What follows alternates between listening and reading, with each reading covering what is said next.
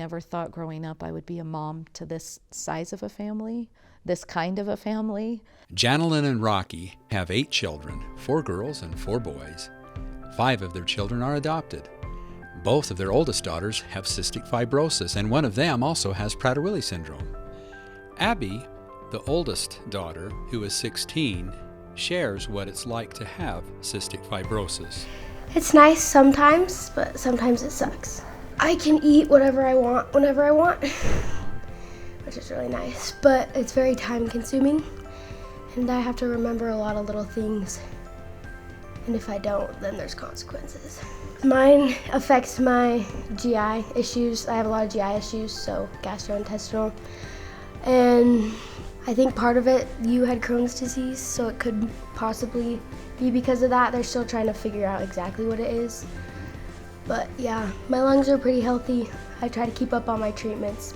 She's a very active girl, plays soccer, which has helped her lungs stay healthy.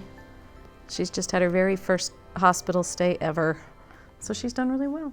Their 12-year-old daughter has cystic fibrosis and Prader-Willis syndrome, which is a very unique and rare combination. When Katie was born, she was full term, but really low muscle tone, low birth weight. We could just tell something was wrong. She had really, she couldn't suck, she never cried. We found out she had cystic fibrosis very quickly. We just did her blood work right away since it's a genetic disease, and her sister had it, so we did that quickly and found out within a few days, but knew her symptoms were not just the cystic fibrosis. And so it took a couple months, and then we ended up in the hospital just after a rough weekend, and they realized she had a collapsed lung at the time. So while we were inpatient, we got to run lots of tests and send off her chromosome testing, and found out a few weeks later she had Prader-Willis syndrome. After we hospitalized, we had to give her a G-tube to eat because she couldn't suck. And so just feeding her through the G-tube took time, but because of her cystic fibrosis, we also had to do treatments at least 4 times a day. So we had to do manual chest PT on her, and then nebulized treatments.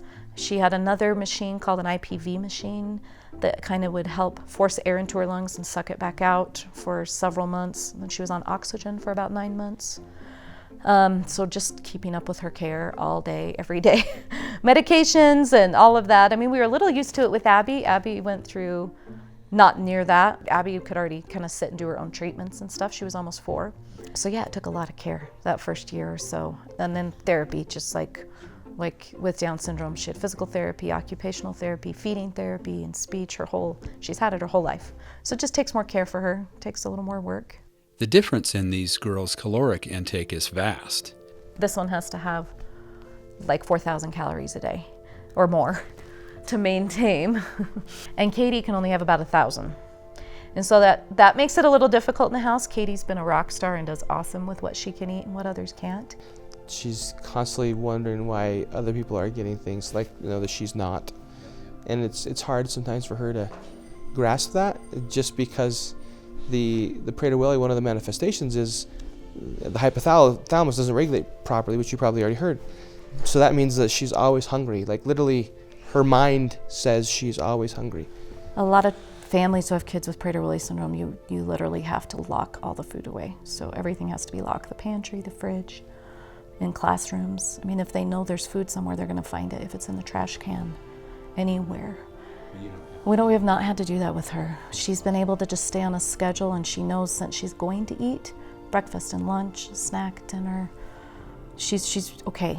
She's sought food a few times. As she grows, she'll go through phases a little bit, and we'll find things, or especially if we're out of town and it's a babysitter or something like that. Once in a while, she'll try to get away with it. But she functions higher than we ever thought she would.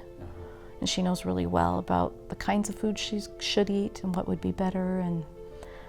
And we, if it's a birthday, she can have cake. If it's, if we as a family have a celebration, she can have some. We just do more portion control.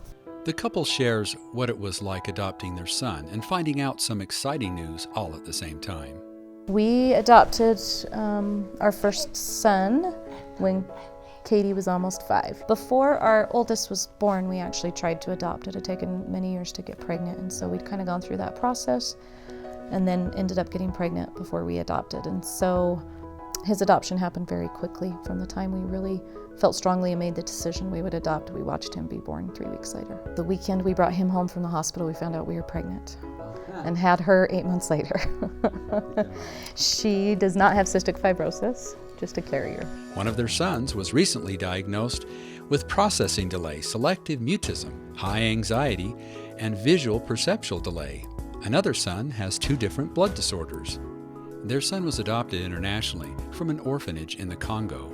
There were a lot of things going on in the country in terms of with their current political situation where they didn't want to, once kids were adopted in the U.S., they didn't want to let them out. We had to work hard to try and get the case pushed on as quickly as possible. And to do that, it's much easier and more effective to do face-to-face and working with people and, you know, letting them remember that you're going to be back and that you care. And so we tried to help the process go as smoothly and quickly as possible, and that was kind of a key part of it, really. At the same time, we got to, spend time with him. All of those visits we would go, and his foster family would bring him to us.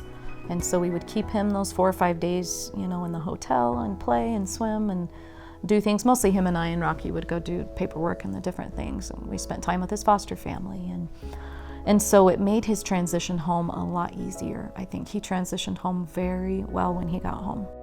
For a time, they had 5 kids under 3 years of age. Janalen thought for sure they were done with 7. However, she started feeling very strongly that they were supposed to adopt a little girl with Down syndrome. The couple describes how adopting from China was much easier and more efficient. Hague countries, those countries apparently are legitimately way easier because they've had to go through a lot of rigorous, standards and setup to make the process smooth and without the corruption that we saw in the Congo. Yeah. So what they said you could count on in terms of timelines, everything. And it happened. Paperwork was supposed to be done, it was done. When we showed up in country, everything was ready. And hers was a fast adoption. She just fits perfectly in this family. I mean, all kids with Down syndrome are the kindest, most loving, sweetest, and she's been home almost a year. And the end of February is when we went out last year, and she's just really acclimated, of course, so well. The kids just love her to death, spoil her rotten. I tell people out of my 8 kids, really, she's the easiest right now. She has to have therapy, and it's been a long year of trying to help her learn to eat. And she'll get there, she'll eat, and she'll walk eventually. She's doing really well and enjoying her time in therapy and stuff. I mean, she was a great addition to our sweet little family. Abby describes how her family enables love and understanding. I feel like I still have, I have a better view of what people are going through. And I can get that everybody has their own personal problems and that everybody's different and that not everyone is the same. And I feel like some of my other friends, they just don't get that, I guess. They just don't see other people as, they're just their life is totally okay, they're fine. But once you have something, then you come to realize that pretty much everybody goes through stuff, and even if it's small, it could still be a big deal to them. So I feel like you just have to be careful of other people and their personal feelings, and you can't push that aside. Rocky admits this was not what he predicted. When we first moved here, where we are now, 10 years ago, With 2 kids. we had 2 children. I thought we were done. I kind of thought we were done, Yeah. to be honest. And so we were already discussing and talking about all the cool adventures we were going to have when they left the home, because we'd still be young and vibrant and we could go out and tour the world. And then in a 3-year window, we went from 2 to 8 almost. And initially there was some shock. And, I lost some of the dreams that I personally thought that I wanted. And then as this has developed, I have realized that, I traded dreams. I traded what I thought I wanted for what was actually best. And so here we are, right? We're just sitting here and and I think about it, and I take more children tomorrow. Finally, these loving parents give us some insight into their biggest challenges and the rewards that follow. For me personally, it's been the evolutionary and growth process of going from kind of a more selfish individual who, like I said before, had desires of doing things, right? These things they wanted to do, to someone who was less prideful, hopefully, and just enjoying the challenges that come. I mean, you're probably not going to see it in the video, but earlier we've had children in the background crying and screaming, and we had another one that refused to leave because they wanted more, screen time. And to just recognize those things as just fun little events in life that we get to be part of, right? We get a part of their learning and their growth, and to me, the challenge has been putting away, frankly, the natural man and trying to become a kinder, gentler soul. That's been the hardest part for me. Oh, they're daily, the challenges.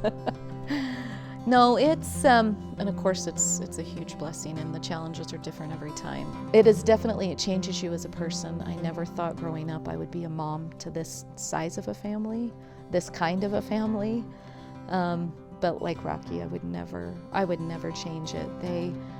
I go to bed lots of nights like, okay, we just made it through another day as they continue to grow. And we sit in bed sometimes and think of how it's gonna be in 10 years when this kind of bunch that's all the same age together is our oldest age, and they're teenagers all at the same time. We're hoping every day to just continue to instill love in them, that they'll be as close as they are now when they're married and gone and together, and have a big extended family as they continue to grow. They sure love each other. We definitely wouldn't change it.